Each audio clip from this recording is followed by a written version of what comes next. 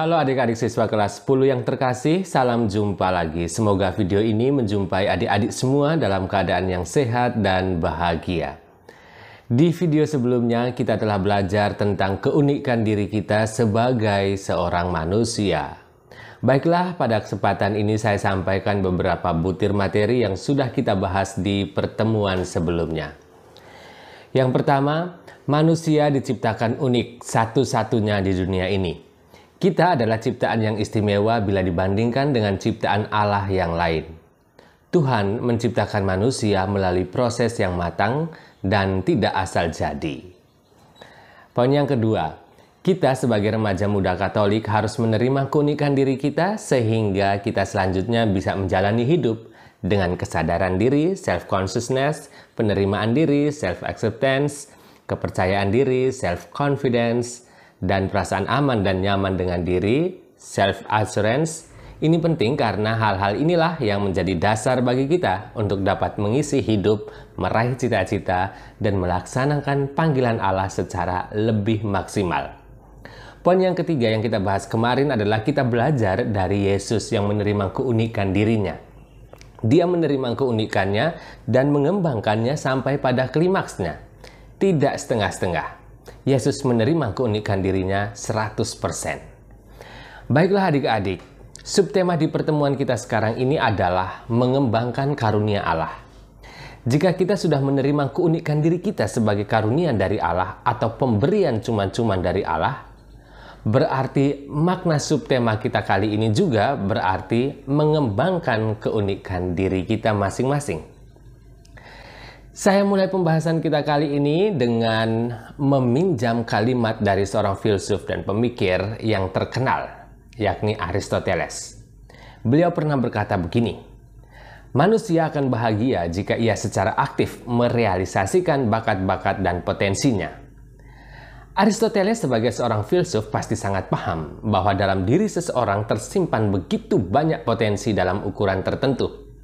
Pada dasarnya, setiap manusia dianugerahi oleh Tuhan dengan berbagai kemampuan, walaupun dengan kadar yang berbeda antara satu dengan yang lain. Orang yang pandai dalam pelajaran matematika belum tentu terampil dalam olahraga. Orang yang pandai bernyanyi belum tentu pandai juga dalam olahraga. Orang yang pandai dalam pelajaran IPA juga belum tentu pandai bersosialisasi dengan teman. Tidak ada orang yang pandai dan terampil dalam segala hal.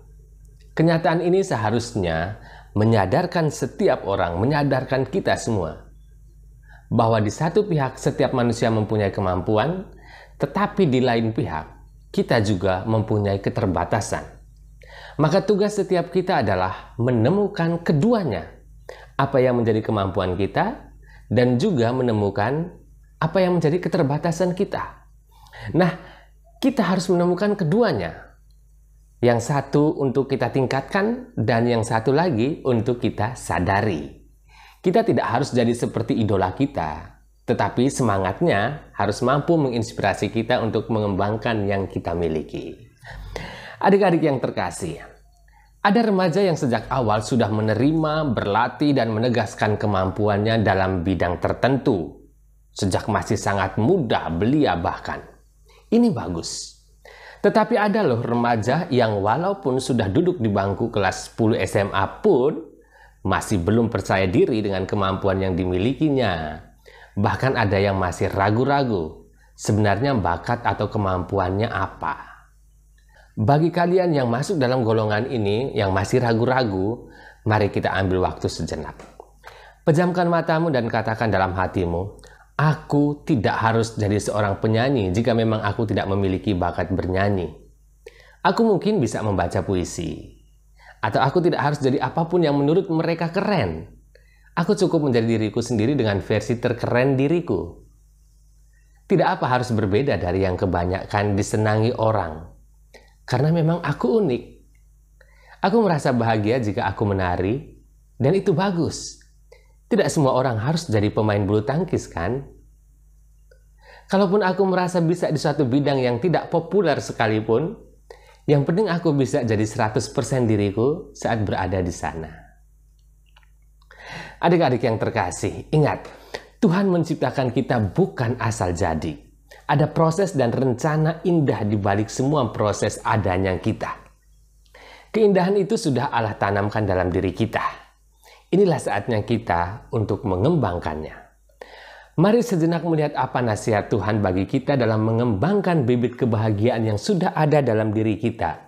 Dengan membaca dan merenung bersama Injil Matius bab 25 ayat 14-30. Perumpamaan tentang talenta. Sebab hal kerajaan surga seperti seorang yang mau bepergian ke luar negeri, yang memanggil hamba-hambanya dan mempercayakan hartanya kepada mereka. Yang seorang diberikannya 5 talenta, yang seorang lagi 2, dan yang seorang lain lagi 1, masing-masing menurut kesanggupannya, lalu ia berangkat. Segera pergilah hamba yang menerima 5 talenta itu. Ia menjalankan uang itu lalu beroleh laba 5 talenta. Hamba yang menerima 2 talenta itu pun berbuat demikian juga dan berlaba 2 talenta. Tetapi hamba yang menerima 1 talenta itu pergi dan menggali lubang di dalam tanah, lalu menyembunyikan uang tuannya. Lama sesudah itu pulanglah tuan hamba-hamba itu, lalu mengadakan perhitungan dengan mereka. Hamba yang menerima 5 talenta itu datang dan ia membawa laba 5 talenta. Katanya, "Tuan, 5 talenta Tuan percayakan kepadaku. Lihat, aku telah beroleh laba 5 talenta." Maka kata tuannya itu kepadanya, "Baik sekali perbuatanmu itu, hai hambaku yang baik dan setia. Engkau telah setia dalam perkara kecil. Aku akan memberikan kepadamu tanggung jawab dalam perkara yang besar. Masuklah dan turutlah dalam kebahagiaan tuanmu." Lalu datanglah hamba yang menerima 2 talenta itu, katanya, "Tuan, 2 talenta Tuan percayakan kepadaku. Lihat, aku telah beroleh laba 2 talenta. Maka kata tuannya itu kepadanya, "Baik sekali perbuatanmu itu, hai hambaku yang baik dan setia. Engkau telah setia memikul tanggung jawab dalam perkara yang kecil. Aku akan memberikan kepadamu tanggung jawab dalam perkara yang besar. Masuklah dan turutlah dalam kebahagiaan tuanmu." Kini datanglah juga hamba yang menerima 1 talenta itu dan berkata, "Tuan, aku tahu bahwa Tuan adalah manusia yang kejam, yang menuai di tempat di mana Tuan tidak menabur, dan yang memungut dari tempat di mana Tuan tidak menanam. Karena itu aku takut dan pergi menyembunyikan talenta Tuan itu di dalam tanah. Ini, terimalah kepunyaan Tuan." Maka jawab tuannya itu, "Hai kamu hamba yang jahat dan malas. Jadi kamu sudah tahu bahwa aku menuai di tempat di mana aku tidak menabur, dan memungut dari tempat di mana aku tidak menanam. Karena itu, sudahlah seharusnya uangku itu kau berikan kepada orang yang menjalankan uang, supaya sekembaliku aku menerimanya serta dengan bunganya. Sebab itu ambillah talenta itu daripadanya dan berikanlah kepada orang yang mempunyai 10 talenta itu. Karena setiap orang yang mempunyai, kepadanya akan diberi, sehingga ia berkelimpahan. Tetapi siapa yang tidak mempunyai, apapun juga yang ada padanya, akan diambil daripadanya.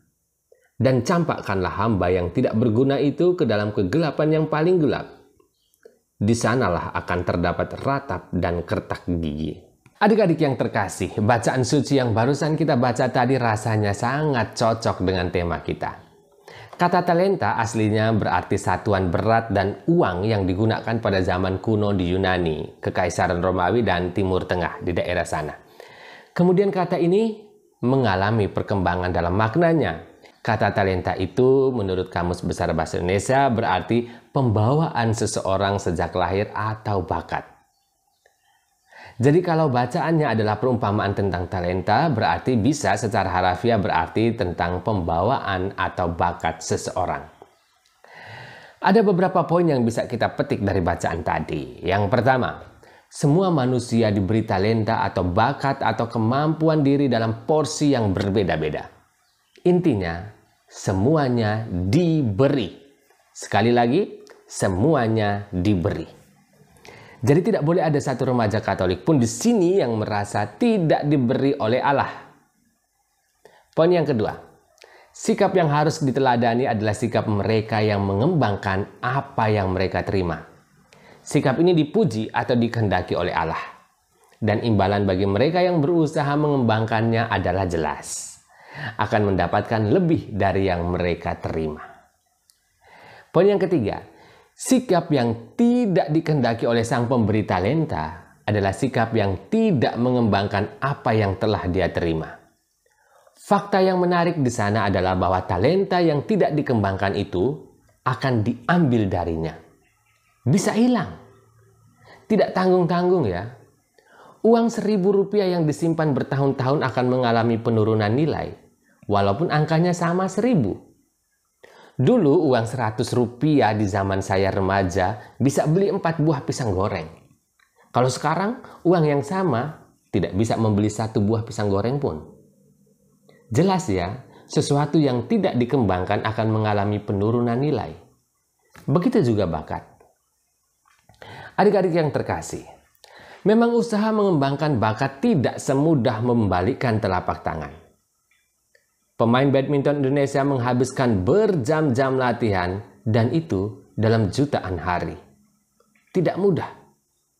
Oleh karena itu perlu mental yang baik dalam usaha kita mengembangkan talenta. Mental-mental yang baik seperti apa? Seperti sikap mau bekerja keras, mau belajar dari orang lain, tidak cepat menyerah, optimis dan mau mencoba. Namanya mental itu harus sudah ada dalam benak, hati dan pikiran kita. Sesuatu yang sudah sangat kuat dalam diri kita. Ada yang mungkin bertanya begini, bagaimana kalau saya tidak punya satu mental pun seperti itu? Jawabannya gampang, ya ayo mulai miliki. Katakan dalam hati dan renungkan terus-menerus. Saya mau kerja keras, saya mau belajar dari orang lain. Saya tidak malu bertanya, saya tidak boleh menyerah, saya harus terus mencoba. Katakan terus dalam hati kita. Ini memang harus kita sendiri yang bangunkan dalam diri kita, tidak orang lain. Seperti ya, motor saya kehabisan bensin. Jawabannya ya, ayo diisi. Kalau mental baik itu belum ada di diri, ya ayo diisi mentalnya. Adik-adik yang terkasih, setelah memiliki mental yang bagus, mari kita juga harus punya sikap yang baik dan benar dalam mengembangkan diri. Sikap yang harus kita kembangkan adalah tidak sombong. Bahaya yang timbul dari kesombongan adalah mudah merasa puas dan tidak mau lagi kerja keras atau mudah berhenti berusaha. Sikap yang salah akan mematikan mental yang baik. Hati-hati. Jangan sombong karena kesombongan mematikan mental yang baik. Dan bagi mereka yang masih fokus pada kekurangan diri, sikap minder atau merasa dirinya paling sial akan membuat mental diri tidak kuat dan tidak berkembang. Sadarilah bahwa semua orang memiliki kekurangan. Dirimu juga memiliki kekurangan. Wajar, kita semua. Jangan sesali dan jangan fokus pada kekurangan. Kekurangan itu untuk disadari, bukan untuk dibesar-besarkan. Adik-adik yang terkasih, sebelum mengakhiri pertemuan kita kali ini, mari kita amati kembali beberapa poin rangkuman materi kita pada hari ini.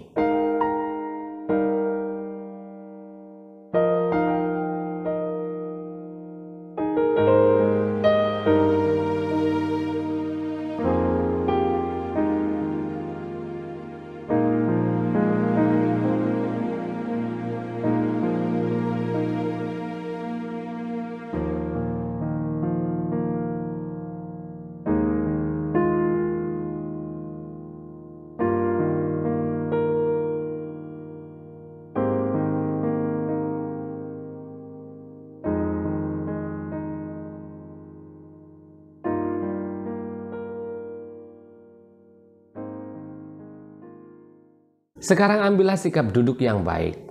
Pejamkan matamu dan mari ikuti arah kalimat renungan berikut ini.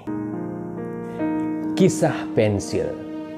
Pada awal mula, pencipta pensil berbicara kepada pensil dengan mengatakan, "Ada 5 hal yang harus kamu ketahui sebelum aku mengirimmu ke dunia.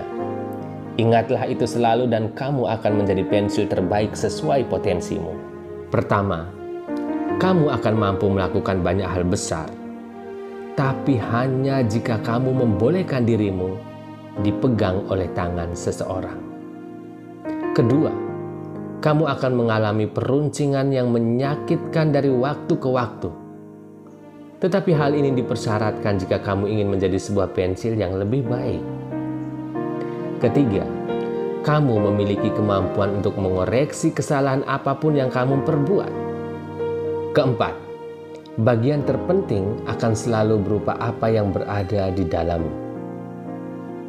Kelima, betapapun kondisinya, kamu harus terus menulis. Kamu harus selalu meninggalkan suatu tanda yang jelas, terbaca betapapun sulitnya situasi. Sang pensil mengerti, berjanji untuk mengingat dan pergi ke dalam kotak. Ia benar-benar memahami maksud penciptanya. Adik-adik yang terkasih, sekarang tempatkan dirimu pada posisi pensil. Ingatlah selalu hal itu dan jangan pernah lupa. Kamu akan menjadi yang terbaik sesuai dengan potensimu. 1. Kamu akan mampu melakukan banyak hal besar, tapi hanya jika kamu membolehkan dirimu dipegang oleh tangan Tuhan. Dan biarkan orang-orang lain bertemu denganmu untuk mendapatkan pemberian yang kamu miliki. 2. Kamu akan mengalami peruncingan yang menyakitkan dari waktu ke waktu dengan menghadapi berbagai masalah. Tapi kamu akan memerlukan hal itu untuk menjadi seorang yang lebih kuat.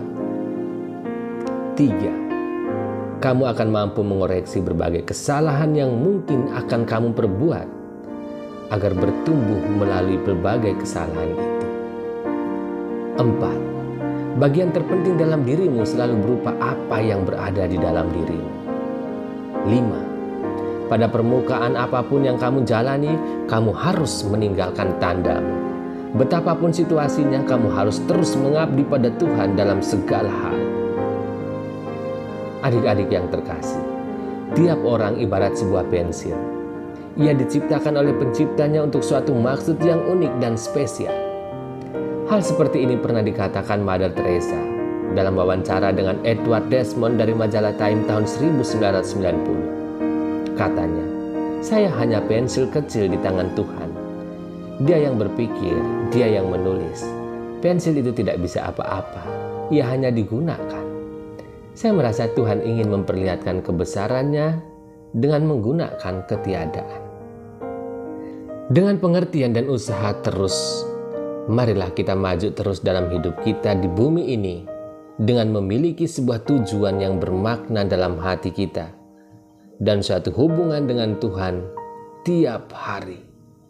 Kamu diciptakan untuk melakukan hal-hal yang besar. Adik-adik yang terkasih, percaya dirilah karena kita semua menerima talenta. Jangan sombong karena kesombongan merusak mental baik dalam diri. Sadarilah bahwa semua orang mempunyai kekurangan. Jangan minder karena rasa rendah diri merusak mental baik yang ada dalam diri. Lagian tidak asik jika semua penghuni dunia ini sama-sama bisa bernyanyi. Kita semua tidak harus jadi pembalap motor. Sampai jumpa di video selanjutnya. Salam sehat selalu.